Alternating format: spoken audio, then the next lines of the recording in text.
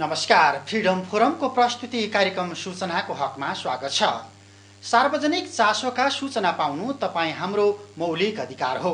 सूचना पारदर्शी गर्नु राज्यको दायित्व हो।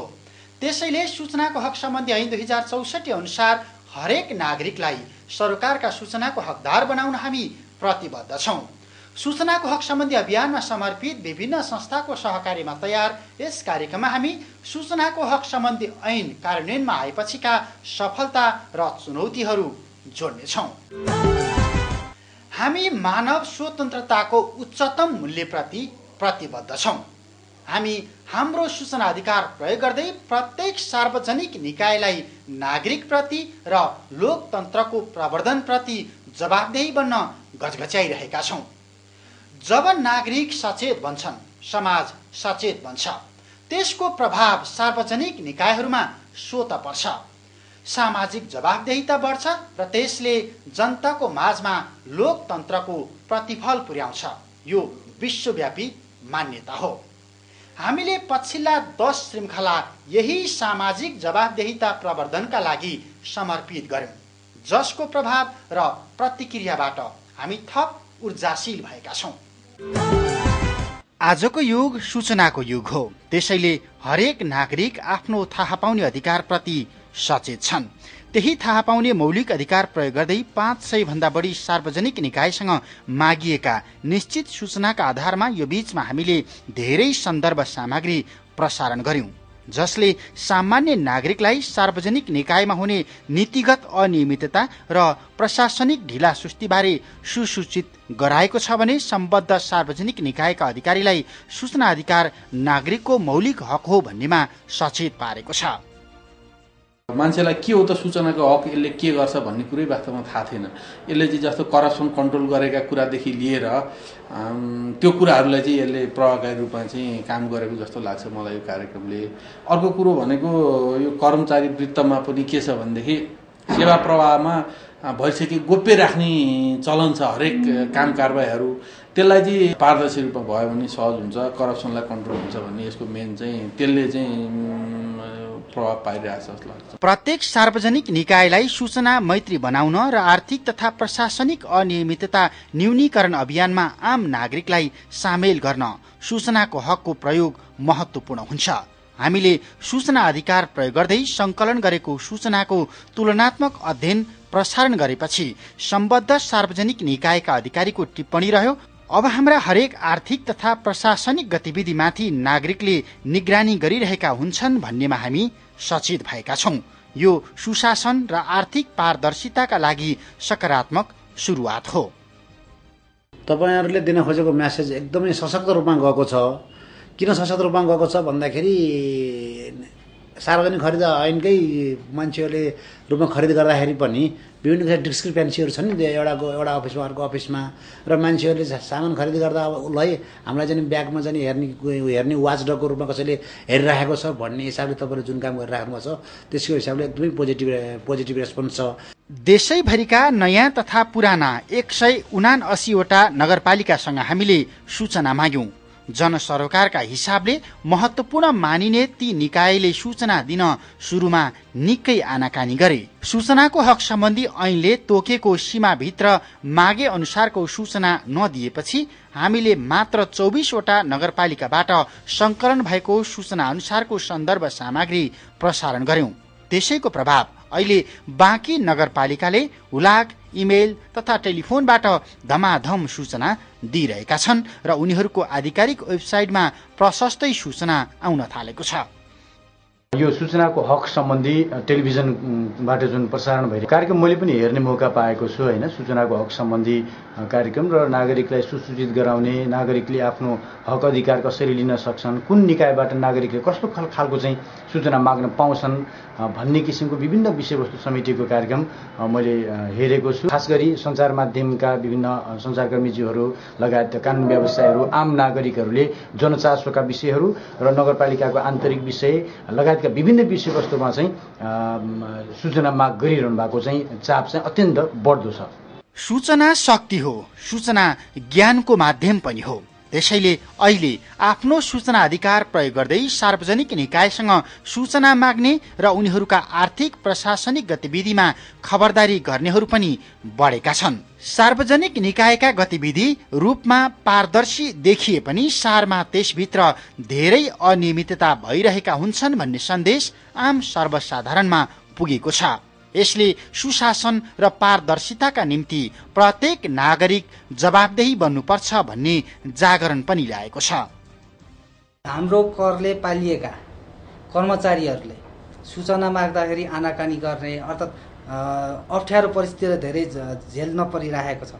तर तपाईहरूको कारणले गर्दाखेरि ए होइन यो त हाम्रो अधिकार पो रहेछ है भन्ने कुरो जुन प्रस्फुटन भएको छ, यसले गर्दा त सबै जनतालाई चाहिँ जसले हेरेको छ सुनेको छ त्यो लाग्ने भयो, जसले गर्दाखेरि होइन मैले किन नपाउने, मेरो अधिकार हो भन्ने खालको चाहिँ एकदम भएको छ। सूचनाको हकहरूमा के प्रोग्रामहरू पर्दछन्, के कुराहरू पर्दछन् भनेर मान्छेहरूलाई चाहिँ इन्फर्मेसन दिनको लागि एकदम समय सापेक्ष छ र यस्तो कार्यक्रमहरू चाहिँ अझै हजुरहरूले धेरै इन्फर्मेसनहरू चाहिँ इन्क्लुड गरेर मान्छेहरूलाई दिँदा एकदम राम्रो हुन्छ। हामीले देशैभरिका जिल्ला प्रशासन कार्यालयका प्रमुख, स्थानीय विकास अधिकारी, जिल्ला शिक्षा कार्यालय, अधिकांश विभाग लगायतसँग निश्चित सूचना मागेका थियौं, जसले ती निकायमा सूचना अधिकारी तोक्नुपर्ने रहेछ, सूचना पारदर्शी गर्नुपर्ने रहेछ, नागरिकको थाहा पाउने अधिकार कुण्ठित गर्दा कानुनी झमेलामा परिन्छ भन्ने सन्देश प्रभाव भएको छ। यही बीचमा हामीले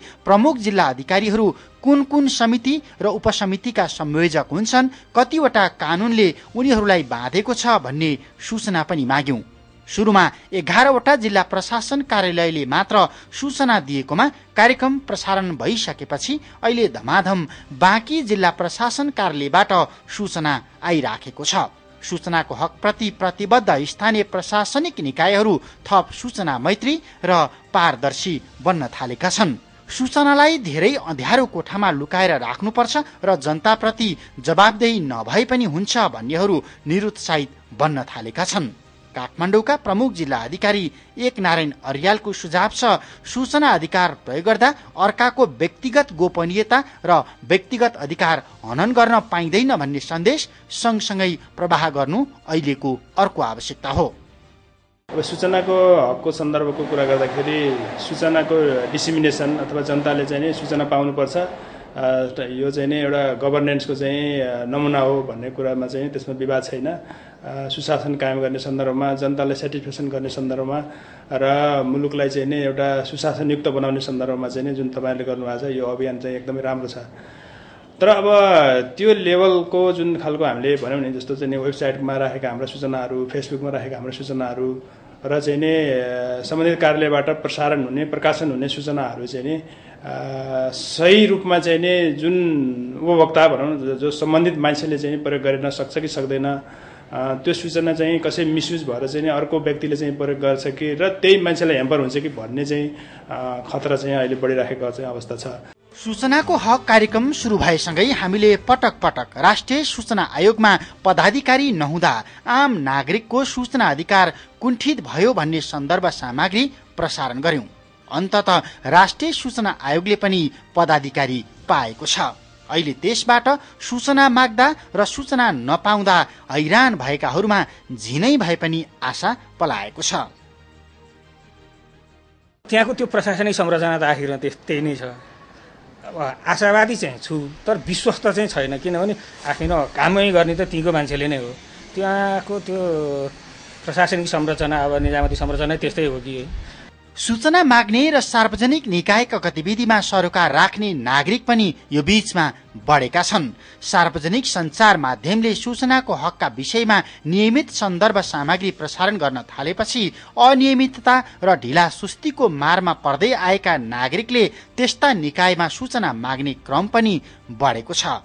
राष्ट्रिय सूचना आयोगका प्रमुख आयुक्त कृष्णहरि बास्कोटा, लोकतन्त्रको विकास हुँदै जान्छ, हाम्रो पारदर्शिताको संस्कृति विकास भएर जान्छ। वास्तवमा जनता सशक्त भयो भने नै मुलुकमा हुने विकृति, विसङ्गति, भ्रष्टाचारहरूलाई नियन्त्रण गर्न सकिन्छ। जति चाहिँ सरकारहरू उत्तरदायी र जिम्मेवार भयो त्यति नै सुशासन अभिवृद्धि भएर जान्छ। यसको निमित्त जनता नै सुशासनका हकदार राज्यका हकदार भएका हुनाले जनतामा बढीभन्दा बढी सूचना प्रवाह गर्नुपर्छ। त्यसको निमित्त टेलिभिजनबाट सञ्चालित सूचनाको हकको कार्यक्रम अत्यन्त नै प्रभावकारी भएको मैले महसुस गरेको छु। जान्न पाउने अधिकार प्रयोग गर्दै हामीले सङ्कलन गरेको सूचनाहरूमा सबैभन्दा बढी रुचि र चासो भने सार्वजनिक निकायमा हुने वस्तु तथा सेवा खरिदमा भइरहेको अनियमितताको तुलनात्मक अध्ययनमै रह्यो, जसप्रति अधिकांश सरकारवाला निकाय र सर्वसाधारणले सार्वजनिक खरिद ऐनमा त्रुटि छ र सार्वजनिक खरिद ऐनका नाममा निश्चित व्यापारीले काटलिङ गरिरहेका छन् भन्ने स्वीकारेका छन्। सूचना दिन आनाकानी गर्ने र विभिन्न बहानामा सूचना लुकाइराख्न खोज्नेहरू पनि अहिले बिस्तारै सूचना मैत्री बन्न थालेका छन्। जिल्ला कृषि विकास कार्यालय पर्सा र रानी तलाउ खुद्रा तरकारी बजार सञ्चालक समिति बाँकेसँग सूचना माग्दा सूचना मागकर्ताले भोगेको हैरानी र त्यसले ल्याएको सकारात्मक परिणाम त्यसैको प्रतिनिधि घटना हो। साथसाथै सूचना अधिकारी तोक्नुपर्छ, स्वतः सार्वजनिक गर्नुपर्ने र नियमित अद्यावधिक गर्नुपर्ने सूचनाहरू पनि धेरै छन्। सूचना लुकाउँदा नागरिकले त्यस विरुद्ध कानुनी उपचार खोज्न सक्छन् भन्ने तहको चेतना यो बीचमा विकास भएको छ, जुन चेतना र जागरण दूर दराजका नागरिकसम्म पुर्याउन सूचना अधिकार अभियन्ताका साथमा हामी पनि प्रतिबद्ध छौं।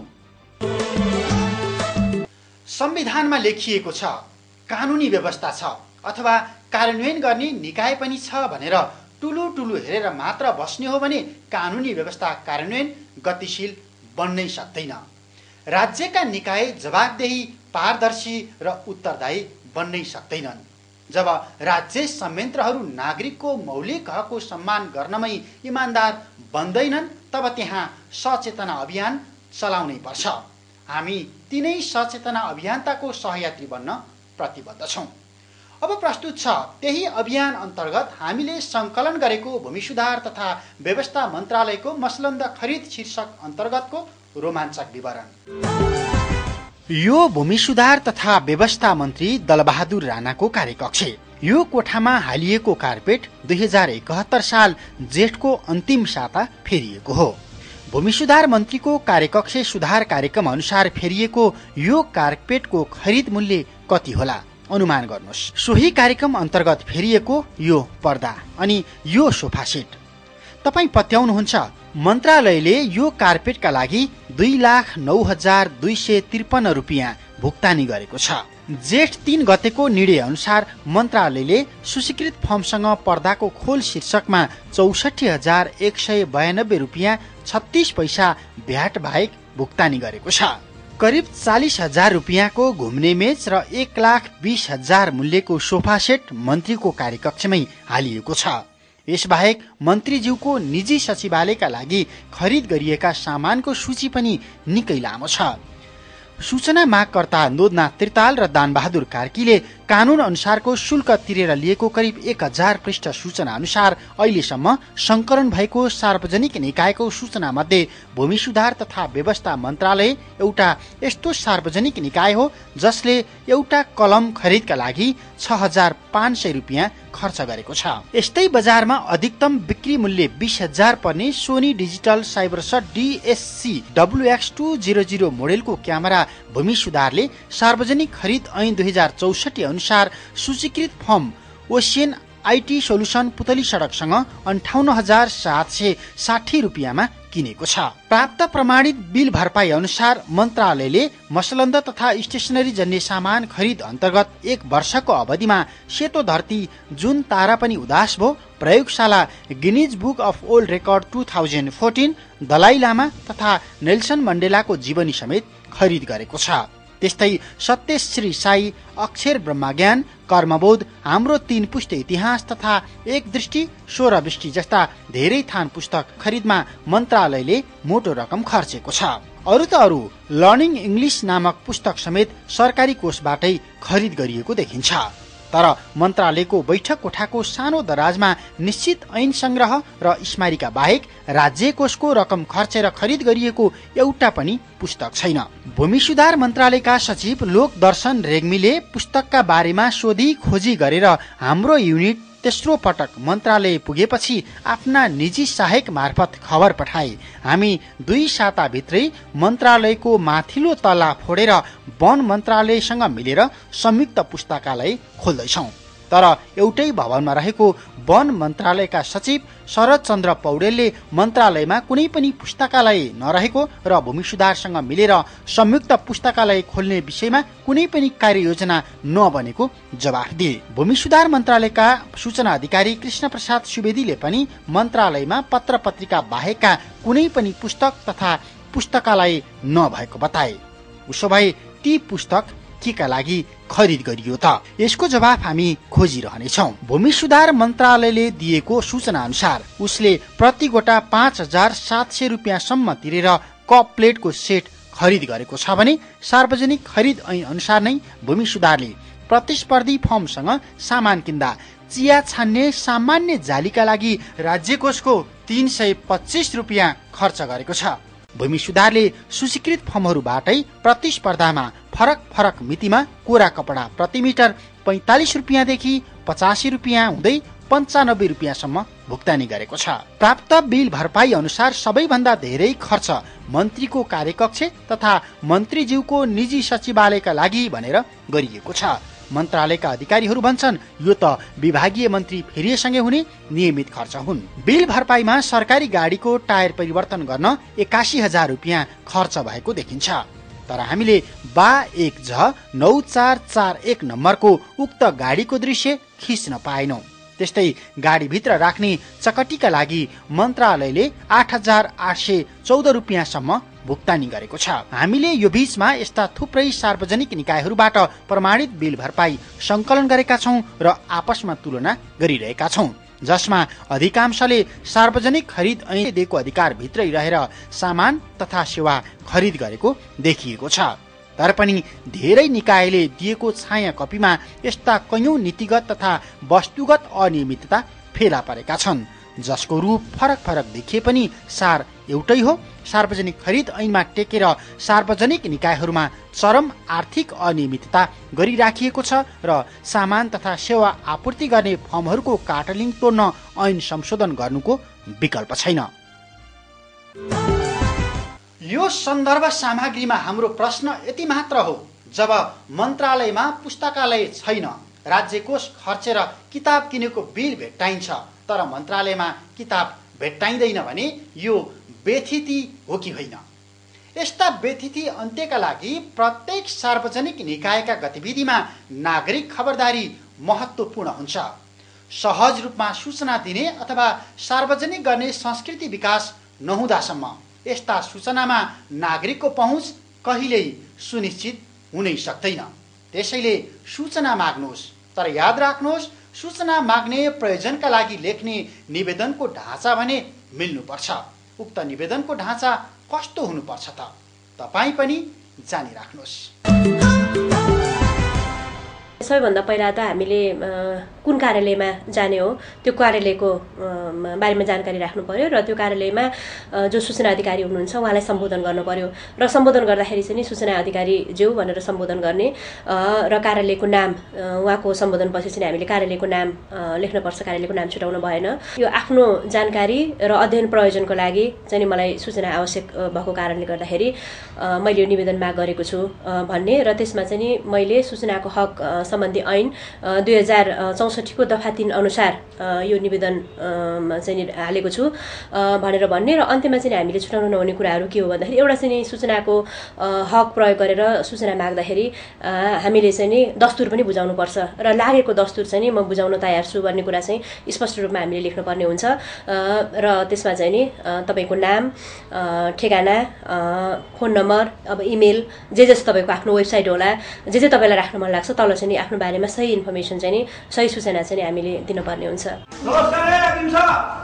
के हो अब हाम्रो टोलको बाटो त बनेन तर त्यो बाटो बनाउनको लागि कति बजेट आएको थियो त्यो चाहिँ थाहा पाइराखौँ नि त। होइन तपाईलाई हाम्रो बजेट किन देखाउने हो? हामीलाई सूचनाको अधिकार अन्तर्गत सार्वजनिक निकायमा हुने सबै काम कुरा थाहा पाउने अधिकार छ। तपाईलाई भन्ने बित्तिकै सबै कुरा दिन मिल्छ नि? तपाईले यसै भन्नुहुन्छ भनेर म सूचना अधिकार केन्द्रमा गएर सबै कुरा बुझेर आएको छु अनि यो निवेदन पनि सँगै लिएर आएको छु। तपाईँ पनि मैले त्यसै भनिदिएको त एकैछिन बस्दै गर्नुहोस् है, म फाइल ल्याइहाल्छु नि। होइन यो सूचना अधिकार केन्द्रमा कसरी सम्पर्क गर्ने होला लौ न। सूचना अधिकार केन्द्रको पैसा नलाग्ने फोन नम्बर 1660017000 मा फोन गरेर सूचनाको हकको बारे बुझ्न सकिन्छ। गभर्नेन्स फ्यासिलिटी नेपालको सहयोगमा संचार परियोजनाका लागि सूचनाको हकको लागि नागरिक अभियान र राष्ट्रिय सूचना आयोग। यो देशमा संविधानले नै सूचनामा नागरिकको पहुँच हुन्छ भनेर सुनिश्चित गरेको अधिकारमा कानुनी व्यवस्था स्थापित गर्न सूचना अधिकार अभियन्ताहरूले 17 वर्षभन्दा बढी सङ्घर्ष गरेको अनुभव साक्षी छ। त्यसैले आफ्नो संवैधानिक तथा कानुनी अधिकारप्रति सम्बद्ध निकायलाई जवाफदेही बनाउन यसको प्रयोगमा तपाईँ हामी क्रियाशील रहनै पर्छ। सार्वजनिक निकायहरू सूचना मैत्री नभन्दा थाहा पाउने अधिकार प्रयोग गर्दा झन्झट, हैरानी र निरुत्साहित तुल्याउने प्रवृत्तिसँग पनि जुझ्नुपर्ने अवस्था छ। त्यति बेला तपाईले सूचना अधिकार अभियन्ता राष्ट्रिय सूचना आयोग अथवा सूचना अधिकार केन्द्रबाट सहयोग लिन सक्नुहुन्छ। अब लागौं सूचना अधिकार केन्द्र कोटेश्वरतर्फ। पछिल्लो 15 दिनको अवधिमा सूचना अधिकार केन्द्र कोटेश्वरले 113 जनालाई सूचना अधिकार बारे सेवा दिएको छ। केन्द्रले माघ 1 गतेदेखि 15 गतेसम्ममा सूचना मागकर्तालाई प्रत्यक्ष र इमेलबाट 7 वटा निवेदन, 9 वटा उजुरी र 1 वटा पुनरावेदन लेखनमा सहयोग गरेको जनाएको छ। यो बीचमा केन्द्रमा 2 वटा फ्याक्स, 60 वटा फोन तथा एसएमएसबाट 17 जनाले सूचना अधिकार बारे परामर्श लिएको केन्द्रकी कार्यक्रम संयोजक अनिता शर्माले बताउनुभयो। 15 दिनको अवधिमा 17 जनाले कार्यालयमै आएर सूचना अधिकार बारे मौखिक जानकारी लिएका छन्। राज्यलाई नागरिक प्रति जवाफदेही र जिम्मेवार बनाउन सूचनाको हक सम्बन्धी ऐन ल्याइएको हो। यसले राज्यका प्रत्येक निकायलाई लोकतान्त्रिक पद्धति अनुरूप खुल्ला र पारदर्शी बन्न उत्प्रेरित गरेको छ। तर पनि अझै नागरिकको सुसूचित हुने हक संरक्षण र प्रचलन गराउने मामिलामा जिम्मेवार निकायहरू गैर जिम्मेवार बनिरहेका छन्। यसो भन्दा दुःख लाग्छ। अब लागौं साता संक्षेपतर्फ। सरकारवाला तथा विज्ञले सूचनाको हक प्रयोगमा नागरिकको अर्थपूर्ण सहभागिता र सरकारलाई थप जवाबदेही बनाउन पहल गर्न राष्ट्रिय सूचना आयोगलाई सुझाव दिएका छन्। आयोगले यसै साथ आयोजना गरेको छलफल कार्यक्रममा पत्रकार महासंघका अध्यक्ष डाक्टर महेन्द्र विष्ट, प्रशासकीय अदालतका अध्यक्ष काशीराज दाहाल, फ्रिडम फोरमका अध्यक्ष तारनाथ दाहाल र डाक्टर रामकृष्ण तिमल सिन्हाले सूचनाको हक सम्बन्धी ऐनको अर्थपूर्ण कार्यान्वयनमा विशेष कार्ययोजना बनाउन आयोगका नवनियुक्त पदाधिकारीलाई सुझाव दिए। कार्यक्रममा आयोगका प्रमुख आयुक्त कृष्णहरि बास्कोटाले हरेक सार्वजनिक निकायले आफूसँग भएका सार्वजनिक सरोकारका सूचना हरेक 3-3 महिनामा स्वतःस्फूर्त रूपमा सार्वजनिक गर्नुपर्ने बताए। भ्रष्टाचार रोक्न, विधिको शासन कायम गर्न, जनतालाई सशक्तिकरण गर्न र सरकारप्रतिको विश्वसनीयता बढाउन सूचनाको हक सम्बन्धी ऐनको प्रभावकारी कार्यान्वयन हुनुपर्ने बास्कोटाको भनाइ थियो। कार्यक्रममा आयोगका आयुक्तद्वय किरण पोखरेल र यशोदा तिमल सिन्हाले सूचना दिने संस्कृतिको विकासमा आयोगले पहल गर्ने प्रतिबद्धता जनाए। सूचनाको हक सम्बन्धी राष्ट्रव्यापी निबन्ध लेखन प्रतियोगिता 2071 को अत्यन्त जरुरी सूचना। सूचनाको हकका लागि नागरिक अभियानले माध्यमिक तथा उच्च माध्यमिक तहमा अध्ययनरत विद्यार्थीहरूका लागि सूचनाको हक म यसरी प्रयोग गर्छु विषयमा निबन्ध लेखी सहभागिता जनाउनको लागि सम्पूर्ण विद्यार्थीहरूको जानकारीको लागि यो सूचना प्रसारित गरिएको छ। यस प्रतियोगितामा सहभागिता जनाउनको लागि सम्पूर्ण विद्यार्थीहरूलाई आह्वान गरिन्छ। निबन्ध प्रतियोगितामा सहभागिता हुनको लागि आवश्यक योग्यता: नेपालमा चालु शैक्षिक वर्ष 2071 मा कक्षा 8 देखि कक्षा 12 सम्म वा सो सरह अध्ययनरत विद्यार्थीहरूले सहभागिता जनाउन सक्नेछन्। निबन्धको भाषा नेपाली वा अंग्रेजी कुनै एक भाषामा हातैले लेखेर वा कम्प्युटर टाइप गरेर पठाउन सकिन्छ। निबन्धको शब्द संख्या बढीमा 1000 शब्दसम्मको हुनुपर्नेछ। निबन्ध पठाइसक्नुपर्ने अन्तिम मिति 2071 फागुन 17 गते साँझ 5 बजे भित्र आइपुग्नु पर्नेछ। पुरस्कार: पहिलो हुनेलाई 15,000, दोस्रो हुनेलाई 10,000 र तेस्रो हुनेलाई 5,000 रुपैयाँ नगद, तकमा र प्रमाणपत्र प्रदान गरिनेछ। निबन्ध पठाउने ठेगाना: सूचना अधिकार केन्द्र, RTI centre, Paris Tadha, Koteshwor, post box number 11020 Kathmandu वा इमेल ठेगाना rtiessay@gmail.com। .com। विस्तृत जानकारीको लागि पैसा नलाग्ने टोल फ्री नम्बर 1660170000 मा टेलिफोन गर्न सक्नुहुनेछ। नवलपरासी गैंडाकोटका सूचना अधिकारका अभियन्ता विष्णु प्रसाद शर्माले व्यक्तिगत अध्ययन प्रयोजनका लागि भन्दै संविधान सभामा यही माघ 5 गते राति भएको घटनासँग सम्बन्धित सूचना माग गर्दै संविधान सभा सचिवालयमा निवेदन हाल्नु भएको छ। निवेदनमा पौडेलले मुलुकको मूल कानून बनाउने निकाय संविधान सभासँग नागरिकको मौलिक हक संरक्षण गर्दै संविधान सभाभित्र 2071 माघ 5 गते राति भएको घटनामा के कति भौतिक सम्पत्तिको क्षति भयो त्यसको प्रमाणित विवरण पाऊँ, फर्निचर तथा माइक तोडफोडमा संलग्न को थिए र उनीहरूको प्रमाणित विवरण पाऊँ भनी सूचना माग गर्नुभएको हो। संविधान सभामा भएको तोडफोड र हातपातमा संलग्नलाई के कस्तो कारबाही भयो तथा तोडफोडमा संलग्नले गराएको भौतिक क्षतिको असुल उपर कोबाट कसरी गरिँदैछ भन्ने सूचना पाऊँ भन्दै पौडेलले निवेदन हाल्नु भएको हो। नागरिकको सूचनाको हक सम्मान र संरक्षण गर्नु गराउनु प्रत्येक सार्वजनिक निकायको दायित्व हो। त्यसैले ती निकायले कानून अनुसार सूचना वर्गीकरण गरेर ती सूचनामा नागरिकको पहुँच सरल र सहज बनाउनु पर्छ। यदि तपाईले चाहेको, खोजेको र मागेको सूचना प्रवाहमा समस्या आयो भने हामीलाई भन्नुहोस्। यसका लागि यदि तपाईसँग कुनै गुनासो, सुझाव, सल्लाह अथवा समस्या छन् भने हामीलाई सम्झनुहोस्। Freedom फोरमको post box number 24/292 Thapathali काठमाडौँमा पत्र पठाउनुहोस् अथवा 01-4226-099 मा हामीलाई फ्याक्स गर्नुहोस्। तपाईँ फ्रिडम फोरमको कार्यालयको टेलिफोन नम्बर 01-410-2030 मा पनि सम्पर्क गर्न सक्नुहुन्छ अथवा rti support@freedomforum.org.np यो हाम्रो इमेल ठेगाना हो। सूचना अधिकार केन्द्रमा सोझै गुनासो टिपाउन चाहनुहुन्छ भने केन्द्रको पैसा नलाग्ने टोल फ्री नम्बर 1660-01-70000 मा सम्पर्क गर्न सक्नुहुन्छ। एसएमएसबाट सहभागिता जनाउन चाहनेका लागि मोबाइलको मेसेज बक्समा गएर आरटीआई सेन्टर टाइप गर्नुहोस् र समस्या लेखेर 4555 मा सेन्ड गर्नुहोस्। हामी तपाईको गुनासो समाधानका लागि खबरदारी गरिरहनेछौँ। हवस् त, आजको कार्यक्रमको समय सकियो। अर्को साता तपाईँ हाम्रो भेट हुने नै छ। याद राख्नुहोस्, सूचना हाम्रो अधिकार, हामीले तिरेको कर हाम्रो हिसाब। नमस्ते।